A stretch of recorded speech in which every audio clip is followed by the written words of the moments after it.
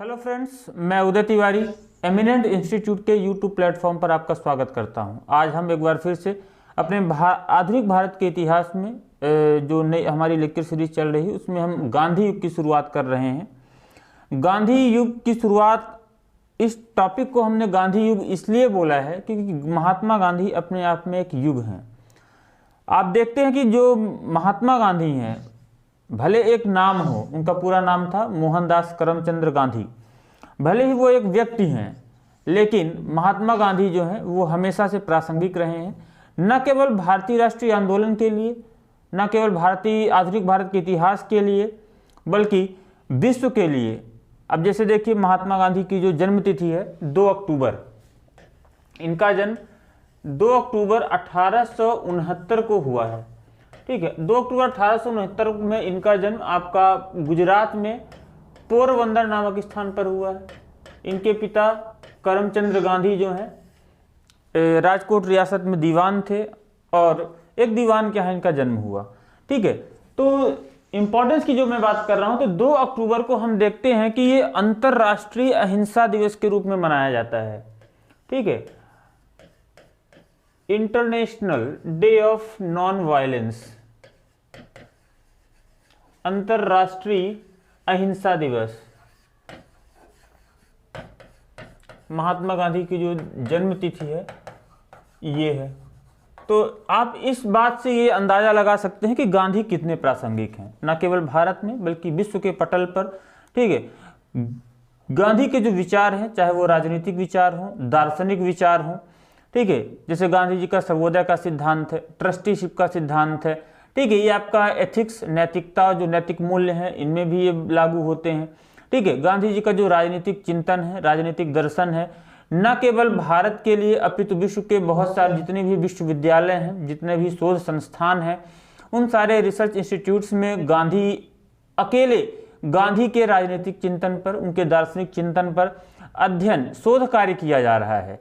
ठीक है, इसलिए गांधी जी और भी ज़्यादा प्रासंगिक हो जाते हैं। जैसे हमने बात की, गांधी जी का जो जन्म 1869 में हुआ था, तो 2019, 2 अक्टूबर 2019 जो है, ये इसमें हमने गांधी जी की 150वीं जयंती मनाई। ठीक है, गांधी जी जो है उनकी हत्या कर दी गई थी 30 जनवरी के दिन।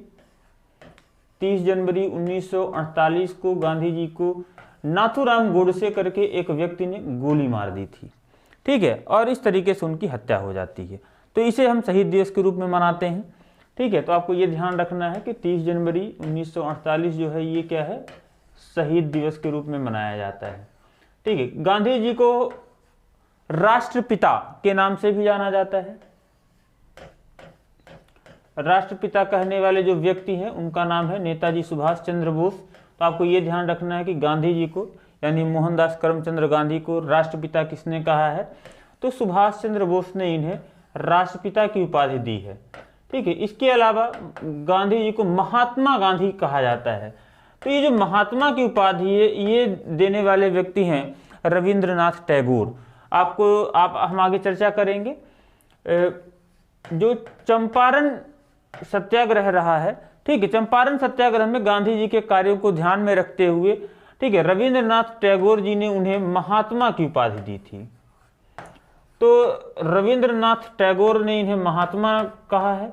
इस तरीके से ये कुछ महत्वपूर्ण चीज़ें हैं, महत्वपूर्ण तथ्य हैं जो आपको ध्यान रखना है, क्योंकि हमारा जो एग्ज़ाम है, हम अपने जो सिविल सर्विसेज के जो एस्पिरेंट्स हैं, हम देखते हैं वहाँ पर प्री और मेंस दोनों ही चीज़ों को हमें यहाँ पर कवर करना होता है। तो ये कुछ फैक्ट हैं जो आपको प्री में काम आएंगे। ठीक है, बाकी मेंस पे हमें क्या कैसे क्वेश्चन पूछे जाते हैं ये आगे हम यहाँ पर चर्चा करेंगे। तो आपको अभी एक याद रखना है, गांधी जी की जो जन्म तिथि है 2 अक्टूबर 1869, इसे हम अंतर्राष्ट्रीय अहिंसा दिवस के रूप में मनाते हैं। 30 जनवरी को हम शहीद दिवस के रूप में मनाते हैं। ठीक है, गांधी जी को, यानी मोहनदास करमचंद गांधी को राष्ट्रपिता की उपाधि देने वाले व्यक्ति कौन है, नेताजी सुभाष चंद्र बोस हैं। ठीक है, तो इन्होंने इन्हें राष्ट्रपिता कहा है। और महात्मा की उपाधि देने वाले व्यक्ति कौन है, रविन्द्रनाथ टैगोर हैं। तो इस तरीके से हम ये देखते हैं कि ये गांधी जी हैं। ठीक है, अब गांधी जी इतने प्रासंगिक क्यों हुए, क्या परिस्थितियां रही हैं, तो मैं आपको बता दूं, गांधी जी का जो बचपन है, ठीक है, काठियावाड़ रियासत में ही बीता। ठीक है, और इनकी माता जो है पुतली बाई, ठीक है, बहुत ही धार्मिक स्वभाव की महिला थी। पिता स्वयं भी बहुत अच्छे व्यक्तित्व थे और गांधी जी का जो जहाँ पे रहा करते थे वहाँ पर अलग अलग जाति और धर्म के सभी लोग यहाँ पर रहा करते थे। ठीक है, तो जब गांधी जी के यहाँ पर ये सभी लोग इकट्ठा हुआ करते थे तो आपसी भाईचारा और बातें हुआ करती थी। तो वहाँ पर हम देखते हैं कि जो सहिष्णुता की भावना है, ठीक है, ये गांधी जी के मन में बचपन से ही, उनके परिवार से ही ये परवरिश हुई है। माता ही बहुत ही धार्मिक स्वभाव की महिला थी। वैसे अगर देखा जाए तो गांधी जी जो है वैष्णव संप्रदाय के थे, वैष्णव सम्मत को मानने वाले थे। आपने उनका भजन भी सुना होगा, वैष्णव जन तो तेरे कहिए, पीर पराई जाने रे। ठीक है, तो गांधी जी के यहाँ बहुत ही धार्मिक स्वभाव का एनवायरमेंट था।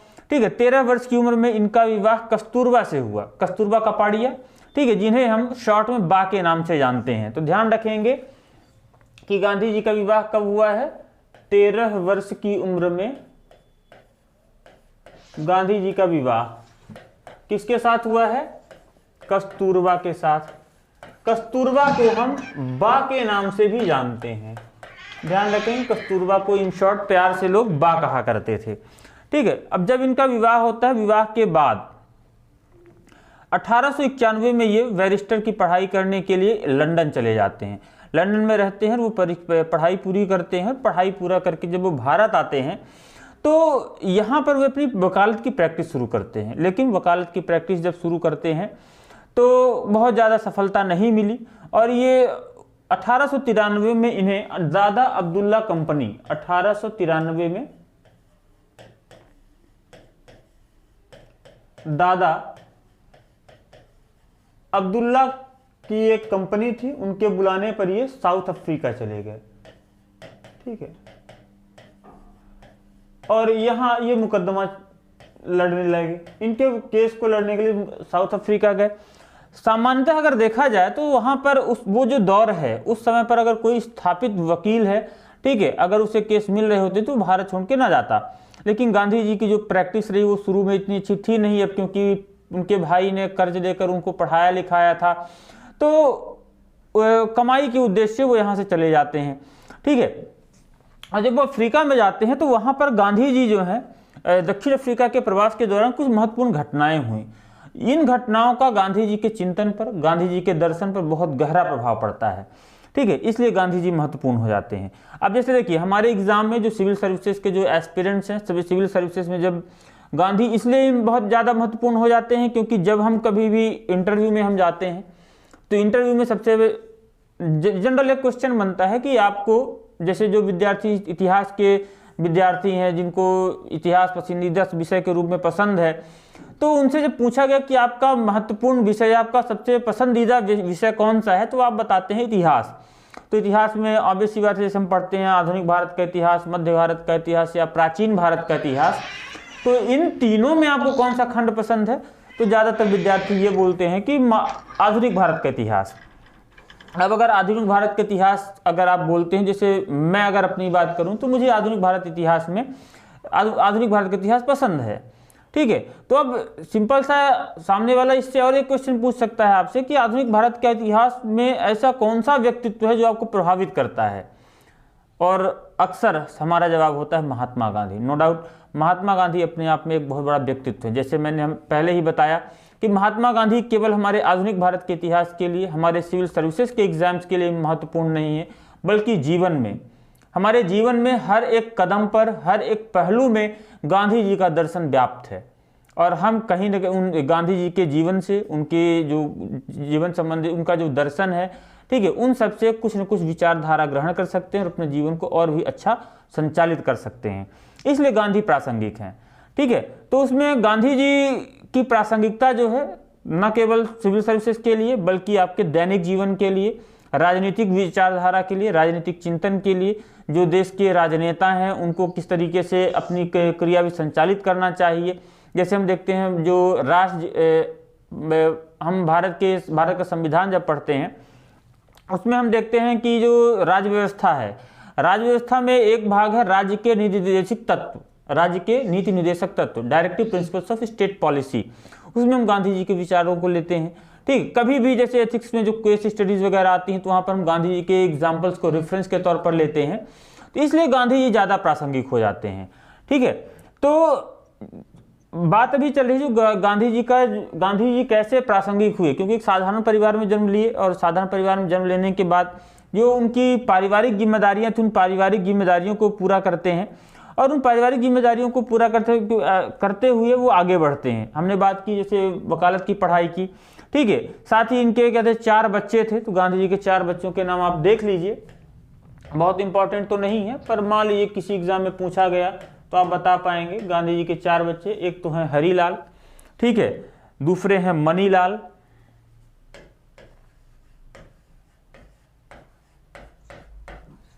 फिर हैं आपके रामदास और चौथे बेटे हैं देवदास, ठीक है। तो ये 4 पुत्र हैं गांधी जी के। पत्नी का नाम आपको पता ही है, कस्तूरबा बाई है। बाकी गांधी जी का पूरा नाम आपको पता है। तो ये चीज़ें हैं। अब जब वे बैरिस्टर की पढ़ाई पूरा करके आते हैं तो बैरिस्टर की पढ़ाई के बाद हमने देखा कि दादा अब्दुल्ला का केस लड़ने ये साउथ अफ्रीका जाते हैं। साउथ अफ्रीका में एक महत्वपूर्ण घटना घटित होती है। घटना ये रही, गांधी क्योंकि बैरिस्टर थे, उनको दादा अब्दुल्ला की कंपनी ने बुलाया था, तो दादा अब्दुल्ला ने उनके आने जाने के लिए फर्स्ट क्लास टिकट बुक करके दी थी। अब गांधी जी वहाँ पर फर्स्ट क्लास ट्रेन में ट्रैवल कर रहे थे। पीटर मॉरिट्सबर्ग नाम का एक स्टेशन था, वहां पर एक ऐसी घटना घटित हुई, गांधी जी को फर्स्ट क्लास ट्रेन से धक्के मारकर निकाल दिया गया।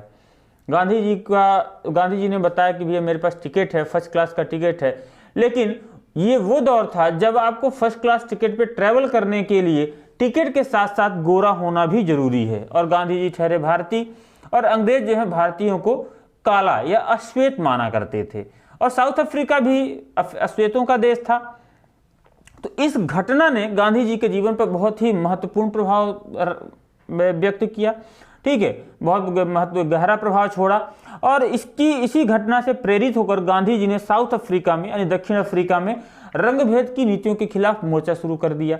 यहीं पर उन्होंने नटाल इंडियन कांग्रेस का इस्टेब्लिशमेंट किया, ठीक है, सारे भारतीयों को एकत्रित करने के लिए। यहीं पर उन्होंने फिनिक्स आश्रम का इस्टेब्लिशमेंट किया और यहाँ से गांधी जी सत्याग्रह और आंदोलन की शुरुआत करते हैं। अब जैसे गांधी जी के सत्याग्रह और आंदोलन की बात करें तो सत्याग्रह और आंदोलन की जो बातें हैं, आपने लियो टॉल्स्टॉय का नाम सुना होगा। गांधी जी लियो टॉल्स्टॉय को पढ़ते हैं, ठीक है, उनसे इन्होंने आंदोलन करना सीखा। सत्याग्रह के लिए इन्होंने ऑस्टिन की जो बुक थी उसका सहारा लिया और सत्याग्रही बन जाते हैं। अब जैसे देखिए मैं बात करूं सत्याग्रह क्या है, तो ये जो सत्याग्रह है आप इसे बोल सकते हैं कि सत्य के लिए आग्रह, ठीक है, साधारण अर्थों में, यानी कि सत्य की डिमांड। लेकिन गांधी जी का सत्याग्रह केवल इतना ही नहीं है, ये तो शाब्दिक अर्थ हुआ। गांधी जी के सत्याग्रह को हम समझने के लिए हमें गांधी का दर्शन पढ़ना होता है, ठीक है। तो इस तरीके से यहाँ पर गांधी जी जो है सत्याग्रह और आंदोलन के माध्यम से लियो टॉल्स्टॉय और बाकी जो यूरोपीय विचारक थे उनकी विचारधाराओं से प्रेरित होकर ये यहाँ पर आंदोलन के सूत्रपात करते हैं और गांधी जी जो है वहाँ पर रंगभेद के खिलाफ लड़ाई लड़ते हैं, ठीक है। और दक्षिण अफ्रीका की सरकार ने अधिकांश जो रंगभेद के कानून थे उन कानूनों को यहाँ पर रद्द किया गया। तो इस तरीके से गांधी जी जो है दक्षिण अफ्रीका में बहुत ज़्यादा ख्याति प्राप्त कर लेते हैं। अब क्योंकि दादा अब्दुल्ला का कंपनी का केस बहुत लंबा नहीं था, केस खत्म होने के बाद ये वापस आते हैं, ठीक है, आने लगते हैं। तो वहाँ के जो दक्षिण अफ्रीका में उस समय 3 वर्ग के लोग वहाँ पर निवास किया करते थे। एक तो वे लोग हुआ करते जो अंग्रेज अधिकारी थे, कॉलोनियल रूल जो चल रहा था, ठीक है, वो लोग थे। दूसरा जो है यहाँ पर कॉन्ट्रैक्ट बेसिस पर कुछ लेबर क्लास जो है वहाँ पर जाया करते थे, जो वहाँ पर रहा करते थे। और कुछ लोग ऐसे थे जैसे मान लीजिए कॉन्ट्रैक्ट 10 साल का हुआ, अब 10 साल तक कोई साउथ अफ्रीका में काम कर रहा, तो भारत में उसके जो रिलेटिव्स हैं या उनकी जो संपत्तियां हैं वो अंग्रेजों ने छीन ली हैं, जब्त कर ली हैं, कुछ वहाँ बचा नहीं, तो जाएं कहाँ, तो वो अवैध रूप से वहाँ पर साउथ अफ्रीका में रह रहे थे। तो ऐसे कुछ जो उम्र दराज लोग गांधी जी को वहाँ पर रोकते हैं कि आप रुकिए और हमें कुछ संबल प्रदान करिए। गांधी जी वहाँ रुकते हैं, उनके साथ अंग्रेजों की नीतियों के खिलाफ लड़ाई लड़ते हैं। गांधी जी समझते हैं कि जो ये कॉलोनियल एरा है ये बहुत ही खतरनाक है। इस बीच में गांधी जी भी भारत आते हैं, 1-2 बार आते हैं और वहाँ की भारतीय परिस्थितियों से भी वाकिफ हैं। और इसके अलावा विश्व के पटल पर भी ये जो कॉलोनियल रूल चल रहा था उसको गांधी जी बड़ी नज़दीकी से देख रहे हैं। अंततः 9 जनवरी 1915 को गांधी जी भारत आते हैं। तो आप ध्यान रखेंगे 9 जनवरी 1915 को गांधी जी भारत वापस आए।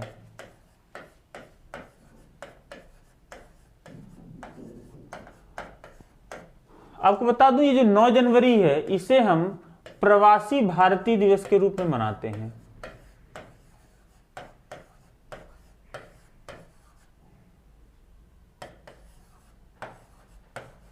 तो किस लिए मनाया जाता है ये? गांधी जी के भारत आगमन के उपलक्ष्य में, यानी कि 9 जनवरी 1915 को गांधी जी जो भारत आते हैं तो इस दिन को हम प्रवासी भारतीय दिवस के रूप में मनाते हैं। ठीक है। और जब आपने एक मूवी देखी होगी गांधी जो ऑस्कर विनिंग मूवी है, ठीक है, इसमें फॉरेनर ने ही कहते इसको डायरेक्ट किया है और वहाँ के जो अभिनेता रहे उन्होंने भी गांधी का बड़ा ही जीवंत किरदार व्यक्त किया है। ठीक है। उसमें हम देखते हैं कि 9 जनवरी को जब गांधी जी भारत आ रहे होते हैं तो भारतीय राष्ट्रीय कांग्रेस के कुछ प्रतिनिधि जो हैं वहाँ पर गांधी जी की अगवानी के लिए खड़े हुए हैं। अब देखिए, आपको पता है ये 1915 का जो दौर है उसके पहले ही 1895 में भारतीय राष्ट्रीय कांग्रेस की स्थापना हो चुकी है और भारतीय राष्ट्रीय कांग्रेस की स्थापना के बाद 1915 तक में बहुत सारे घटनाक्रम होते हैं। ठीक है। कौन कौन से महत्वपूर्ण घटनाक्रम हुए हैं इसको देखने के लिए आप डिस्क्रिप्शन में हमारे भारतीय राष्ट्रीय कांग्रेस वाला जो लेक्चर है उसकी लिंक आपको दी हुई है, आप उसको देखेंगे। उसमें हम देखते हैं कि 1906 और 1907 ये 2 महत्वपूर्ण अधिवेशन हुए हैं जिसमें हम देखते हैं कि भारतीय राष्ट्रीय कांग्रेस में बंटवारा हो चुका है। ठीक है। भारतीय राष्ट्रीय कांग्रेस में 2 प्रमुख दल बन जाते हैं, एक तो मॉडरेट्स रहे हैं, दूसरे एक्सट्रीमिस्ट रहे हैं। मॉडरेट्स यानी कि जो उदारवादी विचारधारा के लोग हैं, एक्सट्रीमिस्ट जो अतिवादी विचारधारा के लोग हैं। ठीक है। इस तरीके से हम देखते हैं सूरत में भारतीय राष्ट्रीय कांग्रेस का 2 भागों में विभाजन हो जाता है। ठीक है। बाद में 1915 के बाद हम देखेंगे कि लखनऊ समझौता होता है 1916 में अंबिका चरण मजूमदार की अध्यक्षता में।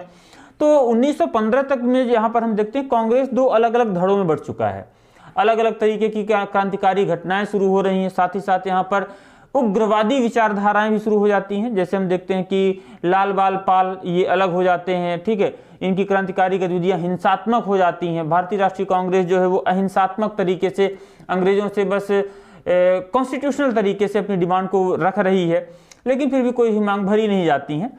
तो इस तरीके से यहाँ पर हम देखते हैं कि ये वो दौर है जहां पर राजनीतिक शून्यता व्याप्त हो चुकी है। ठीक है। ऐसे समय में गांधी जी आते हैं तो वहां पर हम देखते हैं गोपाल कृष्ण गोखले जो हैं इन्होंने महात्मा गांधी को भारतीय राजनीति से परिचय कराया। ठीक है। और इसीलिए गोपाल कृष्ण गोखले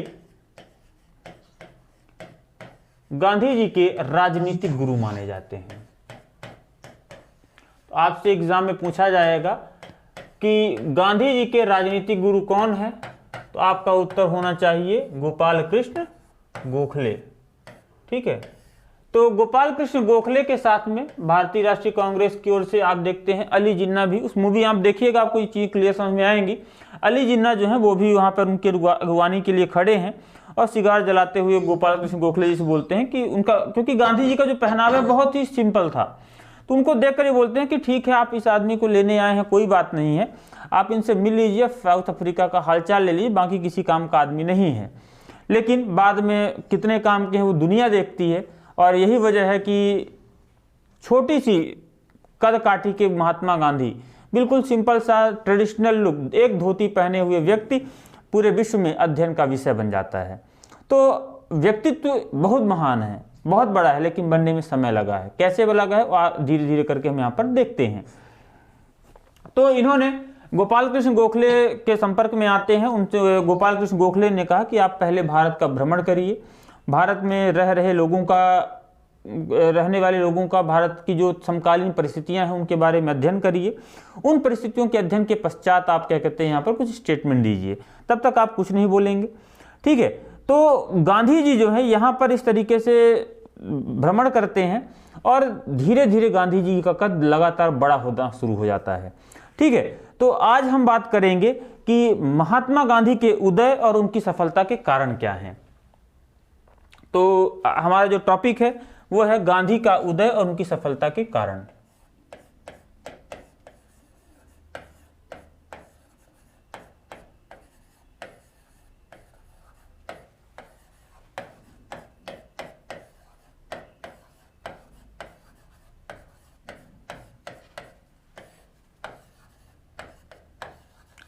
तो गांधी के उदय और सफलता के कारण की अगर हम बात करते हैं तो कुछ महत्वपूर्ण कारण समझ में आते हैं मुझे। मैं एक एक करके इनको पॉइंट्स में बता देता हूं, उसके बाद हम इन पर विस्तृत चर्चा करते हैं। तो जो सबसे पहला कारण मुझे समझ में आता है, अभी हमने बात की कि ये 1915 का जो दौर है उसमें कांग्रेस में राजनीतिक शून्यता की स्थिति उत्पन्न हो जाती है। ये जो पॉलिटिकल वैक्यूम था उसको भरने के लिए गांधी जैसा व्यक्तित्व मिलता है, इसलिए यहां पर गांधी का उदय होता है। तो कांग्रेस में राजनीतिक शून्यता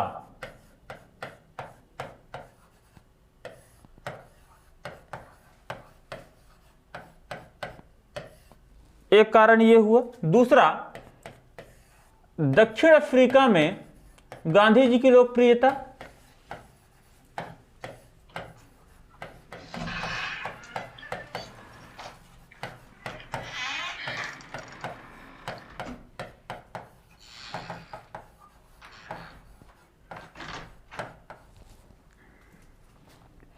तीसरा, भारत के विभिन्न वर्गों पर प्रथम विश्व युद्ध का प्रभाव।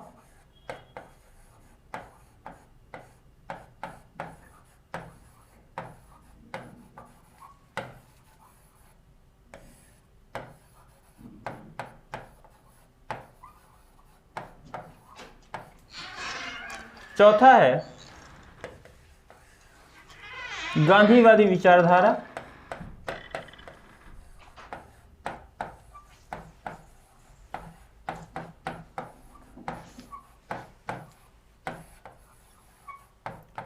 गांधीवादी विचारधारा को मैं अलग अलग पार्ट्स में डिवाइड कर देता हूं, जिसमें हम देखते हैं अहिंसा,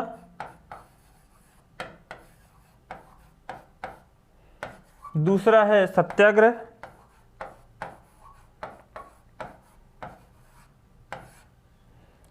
तीसरा है वर्ग समन्वयवाद पर बल,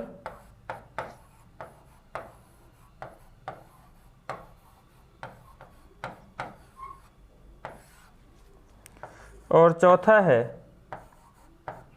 पश्चिमी औद्योगिकरण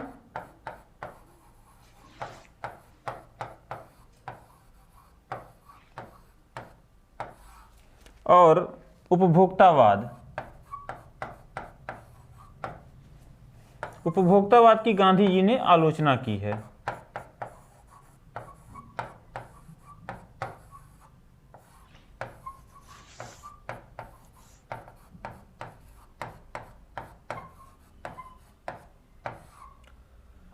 इसके अलावा जो पांचवा कारण है जो मुझे समझ में आता है, जनता से संवाद की शैली।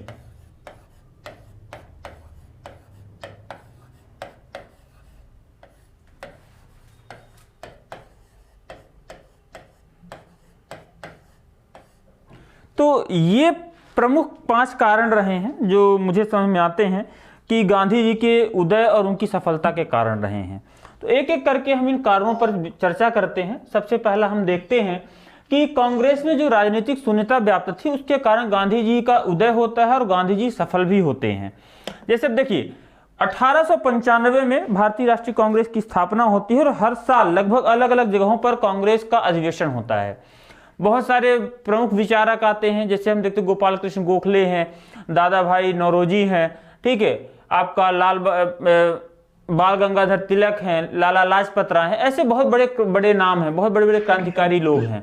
लेकिन इन सबकी विचारधाराओं में कहीं भी सामंजस्य समझ में नहीं आता है, ठीक है, जिसका परिणाम हमें देखने के लिए मिलता है 1906 में। 1906 में जो कलकत्ता अधिवेशन होता है उस अधिवेशन में हम देखते हैं कि फूट पड़ती है और 1907 में सूरत में विभाजन हो जाता है, क्योंकि कांग्रेस के कुछ लोग ऐसे थे जो कि अंग्रेजों से मिन्नतें करके मेमोरेंडम के थ्रू, सर्कुलर्स के थ्रू, एप्लीकेशंस के थ्रू अपनी डिमांड रख रहे थे। वहीं एक ग्रुप ऐसा था जो अंग्रेजों से लाठी के बदले लाठी, या बोल सकते हैं कि टिट फॉर टैट की विचारधारा को अपनाते हुए वो क्या कर अपनी डिमांड को पूरा करना चाहते थे। अंग्रेजों से इस तरीके से वो आज़ादी लेना चाहते थे, स्वराज की डिमांड कर रहे थे। तो इस तरीके से कांग्रेस में 2 अलग अलग ग्रुप बढ़ जाते हैं और कोई भी एक ऐसा नाम, बड़ा नाम नहीं बन पाता है जो कि वहां पर उस राजनीतिक शून्यता को खत्म कर पाए, ठीक है। कांग्रेस 2 अलग अलग भागों में बट गया है। अली जिन्ना जो है वो मुस्लिम लीग को लेकर अलग हो जाते हैं, यानी कि कांग्रेस के अलग अलग 3 पार्ट हो गए हैं। एक भारतीय राष्ट्रीय कांग्रेस जो शुरुआत की थी, उसमें हम देखते हैं बाद में गरम दल के लोग अलग हो जाते हैं, नरम दल अभी भी बचा हुआ है। उसी में से हम देखते हैं कि मुस्लिम लीग का भी विभाजन हो जाता है, जो कम्युनल बेसिस होता है। तो इस तरीके से कांग्रेस अलग अलग हिस्सों में बढ़ चुका है। ऐसे में राजनीतिक शून्यता की उपस्थिति में गांधी जी यहाँ पर आते हैं। जैसे 1916 का जो कांग्रेस का अधिवेशन होता है, तो जो अंबिकाचरण मजूमदार की अध्यक्षता में लखनऊ में होता है, वहां पर हम देखते हैं नरम दल और गरम दल जो है आपस में मिल जाते हैं। मुस्लिम लीग का भारतीय राष्ट्रीय कांग्रेस में विलय होता है, जिसे हम लखनऊ समझौता के नाम से जानते हैं।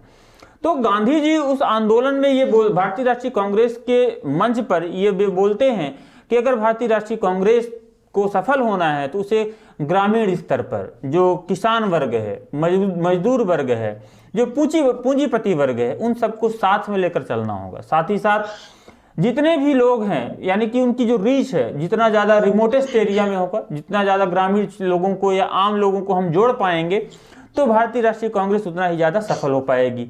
एक तो ये होता है। तो कांग्रेस में राजनीतिक शून्यता की स्थिति में गांधी जी यहाँ पर सफल होते हैं और ऐसी ही परिस्थिति में गांधी जी का उदय होता है। दूसरा हम देखते हैं दक्षिण अफ्रीका में गांधी जी की लोकप्रियता। गांधी जी भारत आने के पहले ही लोकप्रिय हो चुके हैं। मतलब सिंपल सा आप ऐसा बोल सकते हैं कि ये वो खिलाड़ी है जो मैदान में उतरने के पहले ही सेंचुरी मार चुका है। तो गांधी जी साउथ अफ्रीका में पहले, वहाँ हमने बात की जैसे वहाँ पर बहुत सारे आंदोलन किए, सत्याग्रह किया उन्होंने, और उन्हें वहाँ पर काफ़ी सफलता मिलती है, जिसके कारण से बाकी वहाँ के अफ्रीका के लोगों ने उनको वहाँ पर रोका और आंदोलन किए, नस्ल भेद के खिलाफ वहाँ पर लड़ाई लड़ते हैं, और उन्हें समझ में आ जाता है कि भारत में भी लगभग यही परिस्थितियाँ बन रही हैं। तो गांधी जी वहाँ पर सफल हो चुके हैं, तो इस कारण से गांधी जी का मनोबल भी काफ़ी ऊँचा है कि हम भाई एक जगह पर अच्छा परफॉर्म करके आए हैं, तो यहाँ की पिच पर भी कोई बहुत बड़ी बात नहीं सेंचुरी मारना, यहाँ पर ही मारेंगे, और गांधी जी मारते हैं। तो दक्षिण अफ्रीका में गांधी जी की लोकप्रियता के कारण गांधी जी को यहाँ पर ये सफलता मिलती है। दूसरा, बहुत सारी अफवाहों ने भी यहाँ पर गांधी जी को सपोर्ट किया है, उन अफवाहों पर हम चर्चा करेंगे। ठीक है, अगला है प्रथम विश्व युद्ध का प्रभाव। अब जब 1915 में गांधी जी भारत आते हैं, तो ये वो दौर है जब प्रथम विश्व युद्ध चल रहा होता है, और शुरू में गांधी जी भी अंग्रेजों की नीतियों के हितैषी रहे हैं। अंग्रेजों को भारतीयों का समर्थक, या बोल सकते हैं भारतीयों के विकास का एक कारक माना है उन्होंने, और इसी से प्रेरित होकर उन्होंने अंग्रेजों का प्रथम विश्व युद्ध में सहयोग करने के लिए भारतीयों से प्रार्थना की। इसके लिए उन्हें रिक्रूटमेंट सार्जेंट की उपाधि दी गई थी। ऐसे बहुत महत्वपूर्ण ऐसे संबोधनों से गांधी जी को पुकारा गया है कि भर्ती करने वाला एजेंट है, सार्जेंट है, वगैरह वगैरह। और गांधी जी ने लोगों से ये प्रार्थना की, आप अंग्रेजों का सहायता करिए, अंग्रेज आपको प्रथम विश्व युद्ध के खत्म होने के बाद आपको अपना स्वराज दे देंगे।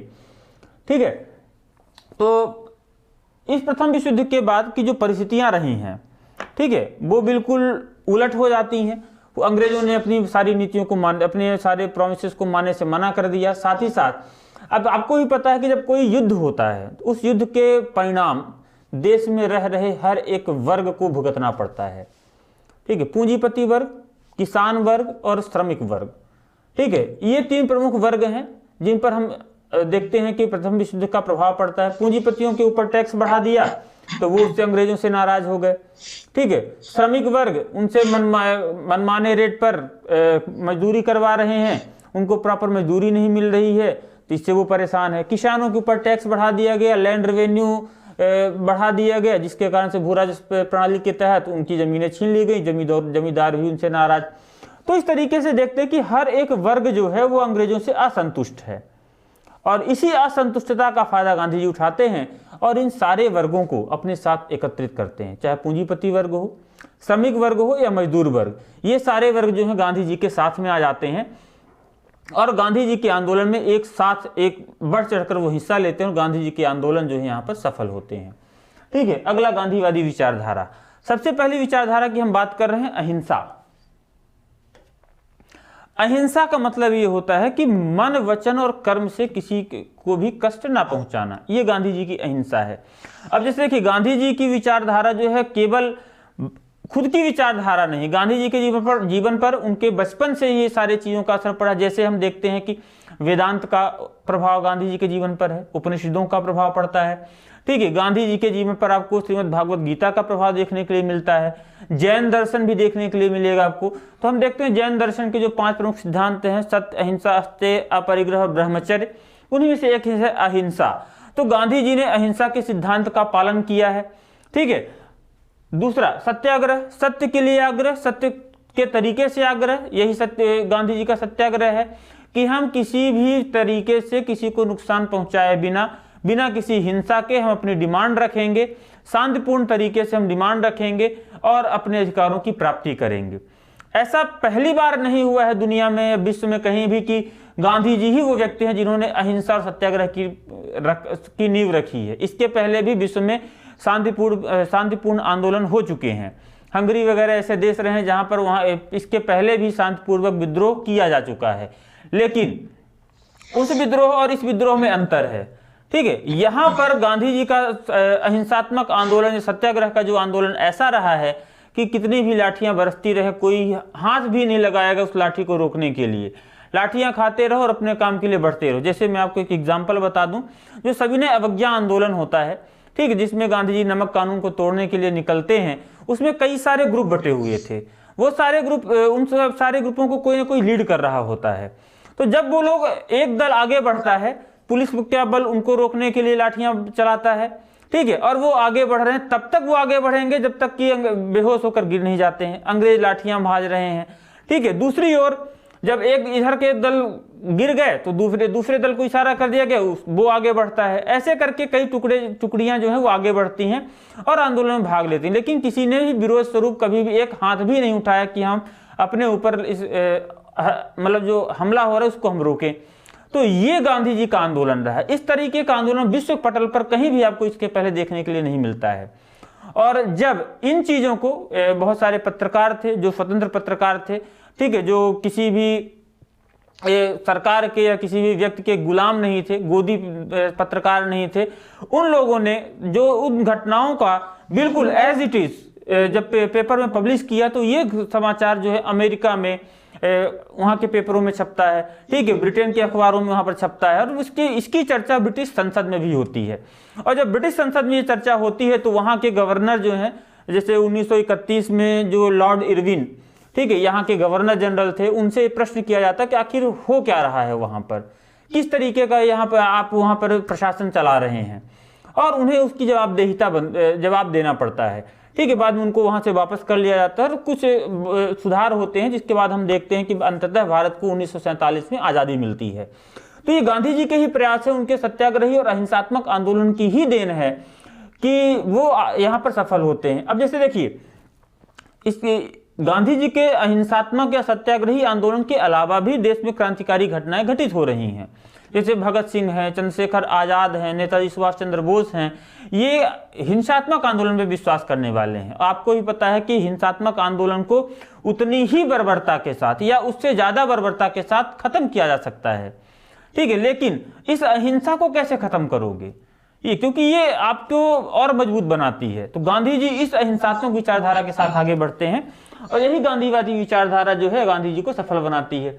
तो गांधी जी की 2 विचारधारा, अहिंसा और सत्याग्रह, गांधी को मजबूत बनाती हैं। इसके अलावा वर्ग समन्वयवाद, हमने जैसे बात की कि प्रथम विश्व युद्ध का प्रभाव अलग अलग जाति धर्म के लोगों पर पड़ता है, ठीक है। वहीं हम देखते हैं जो खिलाफत आंदोलन रहा, खिलाफत आंदोलन के में भी गांधी जी अपना सहयोग कर देते हैं। गांधी जी ने खिलाफत आंदोलन को देश का आंदोलन बना लिया। हम देखते हैं कि तुर्की के जो खलीफा है, खलीफा के पद को वहां पर अंग्रेजों ने चैलेंज मतलब मानने से मना कर दिया था, उसको स्वीकार नहीं किया था। तो इस्लाम के धर्म के लोगों की जो धार्मिक मान्यता है वो भी आहत होती हैं और गांधी ने इसको भी एक राष्ट्रीय आंदोलन के रूप में कन्वर्ट कर दिया।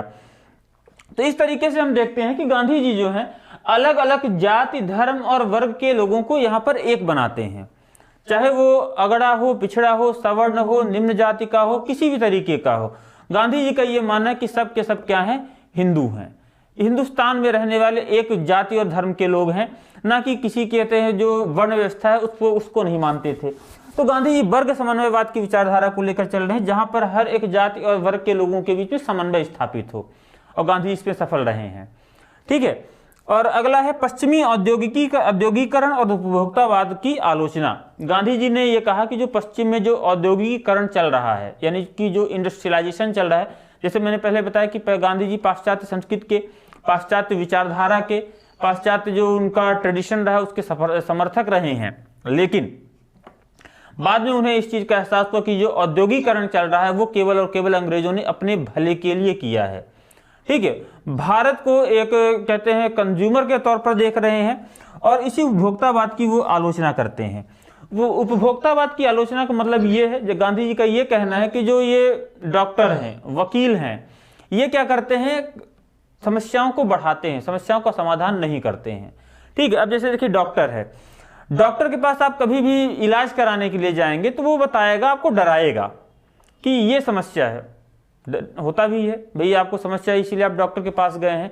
अब उसमें डॉक्टर क्या दवाइयाँ देगा, ठीक है, आप क्या करेंगे, उन दवाइयों के आदी हो जाएंगे, एक बार दवाई खाएंगे, ठीक, जैसे मान लीजिए आप खाना खाते हैं, कुछ ऐसा खा लेते हैं जिससे आपका पेट खराब हो जाता है। अब जब आपका पेट खराब हो जाएगा तो आपको पता है कि डॉक्टर के पास जाएंगे, वो गोली दे देगा, पेट ठीक हो जाएगा, तो आप अपनी जिह्वा पर नियंत्रण नहीं रख पाएंगे। आपको जब कभी खाने की इच्छा, ठीक है ना, डॉक्टर है ना, उसके पास जाके दवाई ले लेंगे। तो ये जो कंज्यूमरिज्म है धीरे धीरे ऐसे ही बढ़ता है। जैसे वकील है, वकील का काम क्या है, केस लड़ना, ठीक है, अब आप वकील उसका सही है या गलत है उससे फर्क नहीं पड़ता, उससे तो ये पता कि इसको झगड़े में फंसाए रखो, हमारी कमाई होती रहेगी। तो ये कंज्यूमरिज्म, इस कंज्यूमरिज्म के खिलाफ है गांधी जी, उपभोक्तावादी संस्कृति के खिलाफ हैं। इस कारण से इन्होंने, आपने देखा कि गांधी जी क्या बोलते हैं कि हम स्वदेशी पर बल देंगे, हमें आपकी स्कूलें नहीं चाहिए, हमें आपके एजुकेशनल इंस्टीट्यूट नहीं चाहिए, हमें आपके कहते हैं प्रोडक्ट्स नहीं चाहिए, हम अपना प्रोडक्ट खुद बनाएंगे। अगर मुझे सूत कपड़ा पहनना है तो मैं चरखा चला के सूत काट के अपना कपड़ा खुद तैयार कर लूंगा, हम अपना खुद का स्कूल स्थापित करेंगे। आप देखते हैं गांधी जी का जो एजुकेशनल थॉट है, हम लोगों ने अपने लास्ट लेक्चर में बात की थी, educational development during British rule, आप उस पर देखेंगे गांधी जी की जो विचारधारा है शिक्षा को लेकर, ठीक है, उसको उन्होंने यहाँ पर व्यक्त किया है। तो इस तरीके से गांधी जी की जो विचारधारा है ये पश्चिम औद्योगिकीकरण और उपभोक्तावाद की आलोचना करती है, और इस कारण से गांधी जी यहाँ पर काफी सफल होते हैं, क्योंकि जनमानस के लोग जो हैं, सामान्य जनता गांधी जी के इन विचारों से प्रेरित होती है और उनसे एक आत्मीय लगाव बनना शुरू हो जाता है। ठीक है, दूसरा जनता से संवाद की शैली।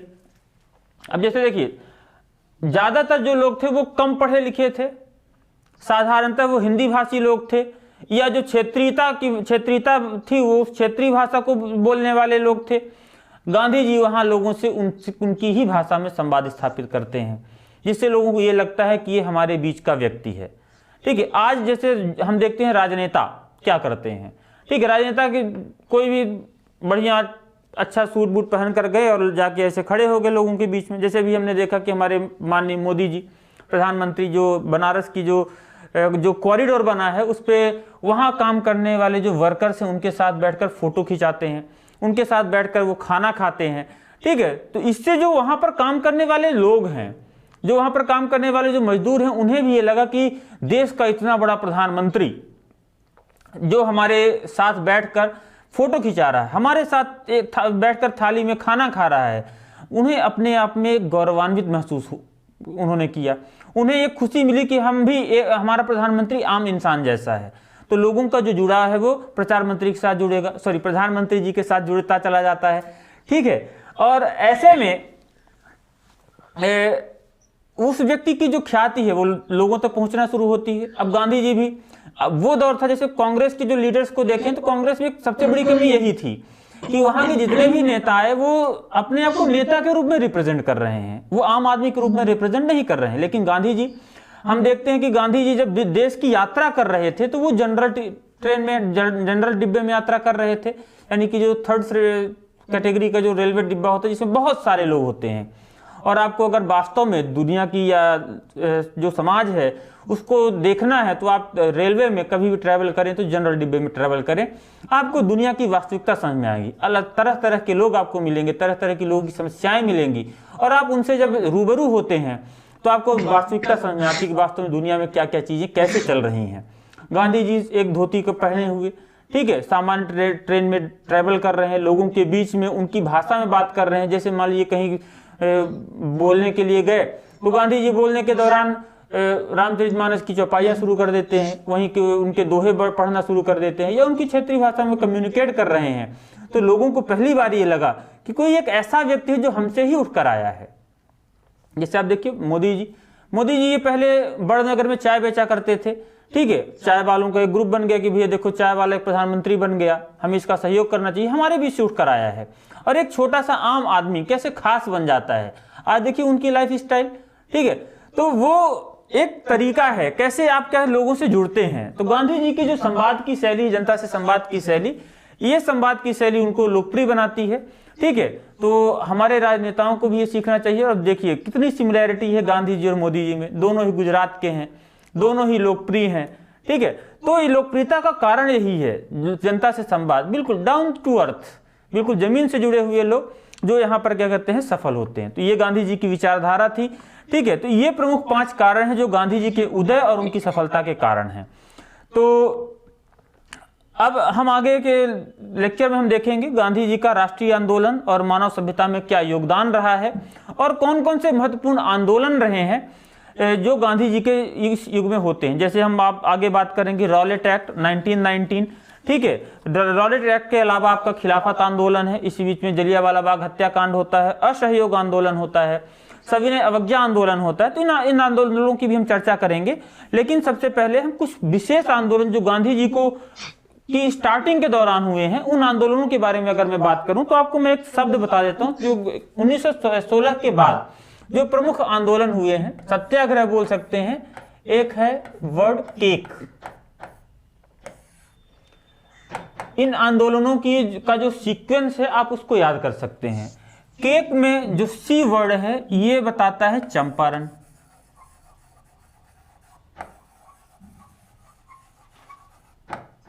चंपारण जो है ये आपका बिहार में है, ठीक है। तो पहला सत्याग्रह रहा है गांधी जी का चंपारण सत्याग्रह, ये हुआ है आपका 1917 में। ए का मतलब है